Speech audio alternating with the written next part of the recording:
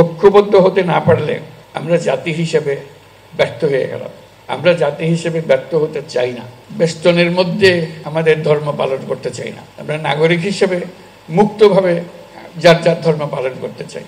এই অধিকার আমাদের নিশ্চিত করতে হবে। আমরা আইন শৃঙ্খলা বাহিনী, নিরাপত্তা বাহিনী সবার প্রতি ধন্যবাদ জানাই তারা তাদের ভূমিকা পালন করার জন্য, কিন্তু আমরা এমন একটা দেশ বানাতে চাই যেখানে এরকম নিরাপত্তা বাহিনীর বেষ্টিত হয়ে ধর্ম পালন করে একটা হাস্যকর জিনিস হয়। এটা কি কথা হলো? এটা কোন ধরনের দেশ বানালাম আমরা? এইরকম দেশ বানানোর জন্য এত রক্তপাত, এত কিছু হলো, আমরা সেটা চাই না। আমরা সম্পূর্ণ নিরাপত্তার মধ্যে, সম্পূর্ণ বিশ্বাসের মধ্যে আমরা আমাদের যার যার মত, যার যার ধর্ম পালন করতে চাই। এই নিশ্চয়তা আমরা চাই।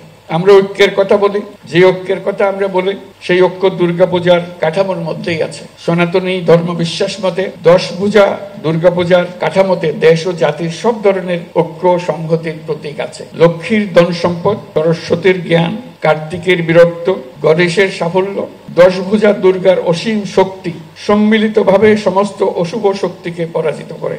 এর মধ্যেই ঐক্যবদ্ধ হবার চিত্র আছে। জ্ঞান নিয়ে, সম্পদ নিয়ে, শক্তি নিয়ে, সবাই যার যার শক্তি নিয়ে ঐক্যবদ্ধ হলে আমরা সব অশুভ শক্তিকে পরাজিত করতে পারবো।